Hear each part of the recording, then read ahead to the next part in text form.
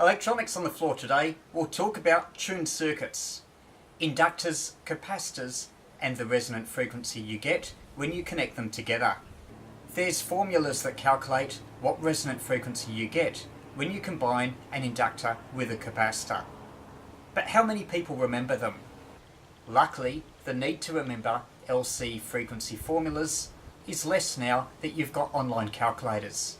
Just jump on the web, put in a capacitance value, an inductance value, and it calculates the resonant frequency.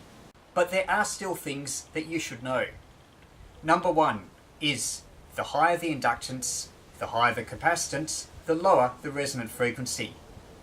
And conversely, the lower the inductance, the lower the capacitance, the higher the resonant frequency. Number two, just remember that as a rule of thumb, 100 picofarad and 5 microhenry resonates on 7 megahertz.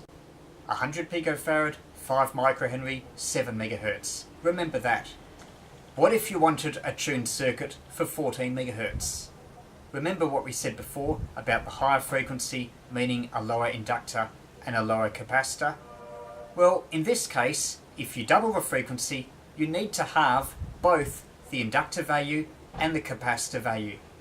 So instead of 100 picofarad and 5 microhenry, which resonates on 7 megahertz, on 14 megahertz you need 50 picofarad and 2.5 microhenry. Double the frequency, halve both values. Conversely, if you want 3.5 megahertz, you need to double both values. That means 200 picofarad and 10 microhenry. Or if you want to cover a bit higher, like the SSB portion of the 80 meter band, then you might want a slightly smaller capacitor. For instance, 180 picofarad, which also has the benefit of being a preferred value that capacitors often come in. We've dealt with halving and doubling both L and C values. What if you leave one value the same and just halve or double the other? Starting off with our 7 megahertz example of 5 microhenry with 100 picofarad, let's say we leave the 5 microhenry constant. If we halve the 100 picofarad down to 50 picofarad, then you get a higher frequency. In this case, it's about 1.4 times frequency. In other words, going from 7 megahertz to about 10 megahertz. That 1.4 happens to be the square root of 2. Which is significant if you were to delve into the formula a bit more deeply.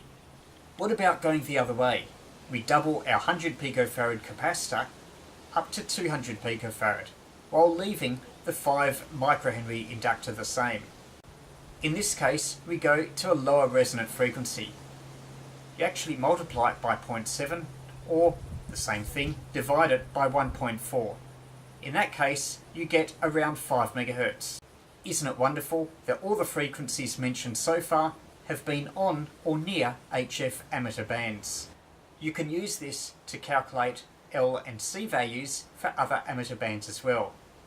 For example, 10 MHz was 5 microhenry and 50 picofarad, but if we wanted 20 MHz, then we'd need to halve both those values. In other words, 2.5 microhenry and 25 picofarad. 20 MHz is just below the 15 meter band.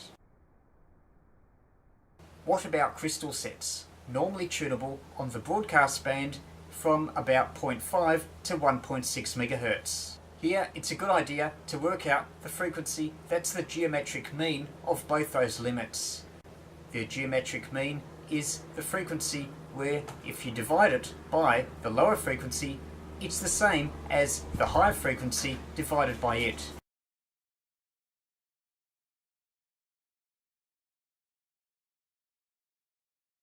In this case, it's around 900 kHz. Half 900 is just below the bottom of the AM broadcast band, while double 900 is just above its top.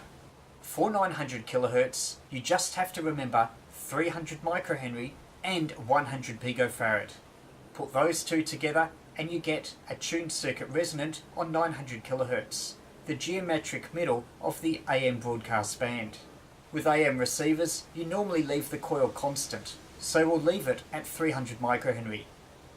If we cut the capacitor from 100 picofarad down to 33 picofarad, our resonant frequency goes up to about 1.6 megahertz. Conversely, multiply the 100 picofarad by 3 and we get 300 picofarads. In conjunction with the 300 microhenry inductor, that's a resonant frequency of around 530 kilohertz, right at the bottom of the AM broadcast band. In this case, we've kept the inductance the same, so the capacitance has to go up by a much bigger ratio than just the frequency change. In this case, the AM broadcast band is about a 3:1 ratio from 0.5 to above 1.6 megahertz, so the ratio in capacitors that we needed was about 9:1. That is 3 times 3, or 3 squared. Just to recap, remember 100 picofarad with 5 microhenry resonates on 7 megahertz. Double those values to halve the resonant frequency, and halve those values to double the resonant frequency. And on the AM broadcast band, 300 microhenry and 100 picofarad resonate in the middle of the band at around 900 kilohertz. Keep the inductor the same and multiply the capacitor by 3 to cover the bottom end, and divide the capacitance by 3 to cover the top end. For anything much harder than that, use the online calculators. Otherwise, you can work it out in your head. I've taught you how. Just remember a few things and you'll be able to calculate things much quicker instead of having to resort to formulas, pen and paper.